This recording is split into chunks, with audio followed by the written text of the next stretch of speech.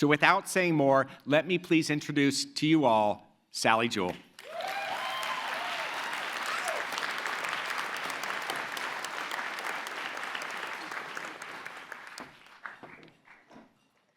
Well, I didn't pull an Annika on the way up here. Thank you. Thank you, Phil, for all you do for this amazing organization. And before I say a few words, and it's not going to be many, I want to do something that I try and do every time that I give a speech, which is to just ask anybody that has ever been a public servant at any level of government, tribal, local, state, federal, could you just raise your hand? Look around, you guys. Thank you. Thank you for your service. You know, having run businesses and been in the corporate sector, there is nothing I've done that's more difficult than be a public servant. It is a hard job. So when you see a public servant at a state park or a national park or a city park or driving a city truck, thank them. You can let them know about the pothole, but thank them for their work. You can let them know that the toilet paper may be out, but thank them for their work. In a national park, it may be that the person that's changing the toilet paper is also the wildlife biologist who's running the visitor center. So things are tight, as my friends in the Park Service that are out there know. In just about every entity, we don't support our public servants in the way we could, and they can't defend themselves because of the way the laws work. So one more round of applause for the public servants out there. Thank you. So I want to give a big shout out to NatureBridge and the work you do. And my friend Steve Lockhart, sitting at the table with me, and his wife Karen, are going to be staying with me for the weekend, so we look forward to their company. But Steve really put NatureBridge firmly on my radar, and he was chair of the board, I think, at the time, but a person that really deeply understands the value of connecting children to nature. And I will say that my most memorable childhood experiences took place in nature. My family immigrated here to the Seattle area in 1959. I never know what picks on the right. It really isn't a blue life jacket. They're all orange. It's just that NatureBridge thought it would look nicer if we added a little color. So it's pretty good. It's pretty good. My father, when he first came, 6 months before the rest of the family, asked his colleagues at the University of Washington, where he was doing a fellowship, what people did around here. And he was told they camped and they hiked. And he said, well, I don't know how to do that. How do I learn? And they said, you go to this little co-op on Pike Street above the Green Apple Pie Market. So that's REI. I know there's some REI friends in the audience. So he was member number 17249. But it was the trips that I took as a child with other children in nature that really were the most formative. Okay, remember this picture. I'm going to describe it in a minute. So my Annika was Mrs. Black. We used formal names back then. She's probably about your age, but she seemed like she might have been 100. I don't know. Just bear that in mind. But Mrs. Black led these amazing 2-week trips into nature, and I got to go on them for 3 years. And I always looked forward to them. So the first one began actually in Silver Spring Campground, which is very close to the turnoff to Crystal Mountain, right outside Mount Rainier National Park. And like NatureBridge, she taught us science, but she actually would bring scientists out, grad students from the University of Washington, to teach us about what they did.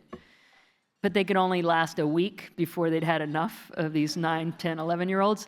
And so we had 2 grad students, and they taught us about different things. So the first week was in Silver Spring Campground, and we learned how to identify the scientific names of the trees.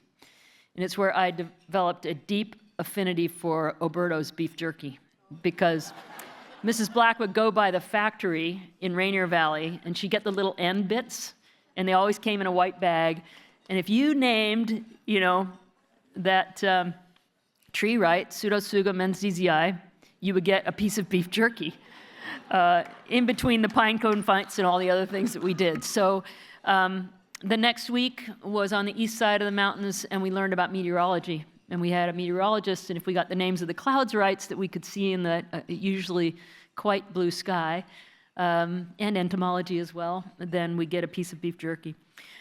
The next year, we were in the San Juan Islands, sitting next to some new friends at the table from the San Juans, and we were on an uninhabited island at that time, Obstruction Island, and just north of Blakely Island, and we formed the campsite. We cleared the land, built the campsite, dug the pit toilet, and the first grad student we had was a geologist who taught us, or a geographer that taught us about topographical mapping, so we mapped the island. And then the next week, we had a marine biologist that taught us about marine biology in the marine environment. And this is my idea. I'm in the first row next to my sister with the shorts on, and I created a kelp band from kelp that washed up on the shore.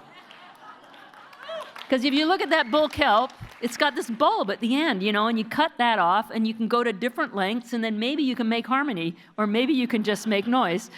But that's what this group is doing, so they're all different sized pieces of kelp. So these are about fun. They are about learning. They are about fellowship with each other. Mrs. Black is now 91.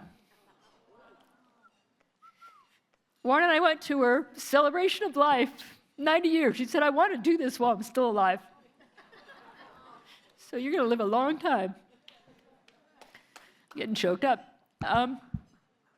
But Mrs. Black continued to take kids to her local national wildlife refuge up until about 2 years ago.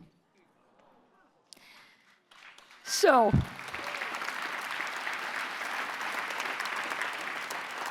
somebody said the last time they heard me speak, I made them cry, so I might have just done that again, I don't know.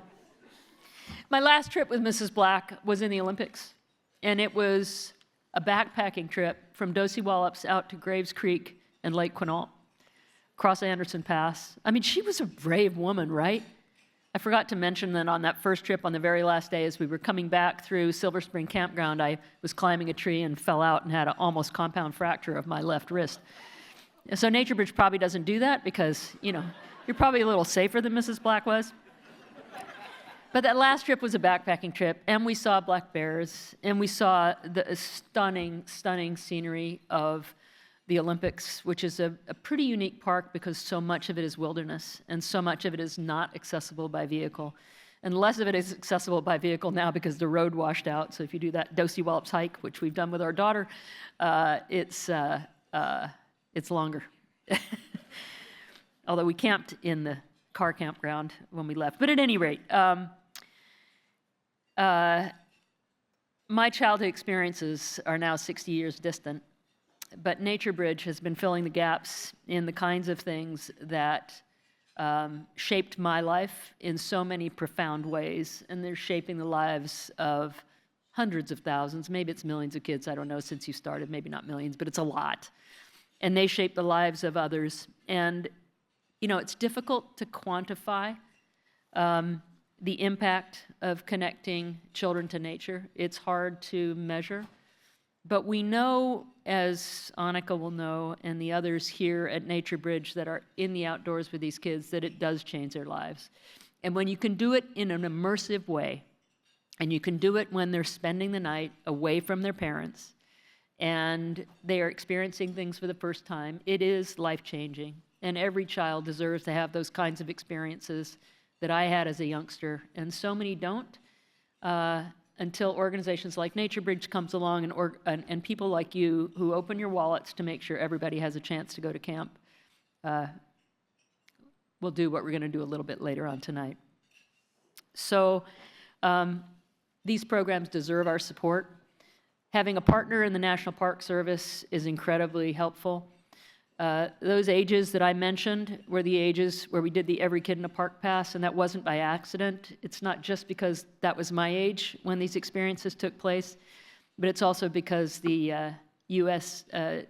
Department of Education told us that that is that critical time when children are still have a homeroom. Hormones haven't kicked in. They are curious as can be, but they are really, really hungry to learn. So we have an opportunity tonight to honor a NatureBridge student and to hear from that student. He's the age of my grandchildren at this point. He had a NatureBridge experience that was very meaningful to him. As we're probably going to hear from him, he lives in Portland, Oregon, and he had a chance to go with his 7th grade class just last spring to a program at Olympic. And from the sounds of it, that program had an impact on Ames and his appreciation of just how interconnected our natural world is, and that we're part of one big ecosystem, from the air to the mountains to the rivers and lakes, and ultimately out to the ocean. So besides goofing off with friends that I'm sure he did, just as I did, I had pine cone fights, lots of them. He also learned how to deal with a little bit of adversity along the way, but that's about all of his story that I'm going to steal this evening. This year, Ames Black O'Neill has been named as NatureBridge's 2024 Olympic Student of the Year. So please join me in a warm welcome to Ames so we can give him his award and share his personal NatureBridge experience with all of us. Come on up, Ames.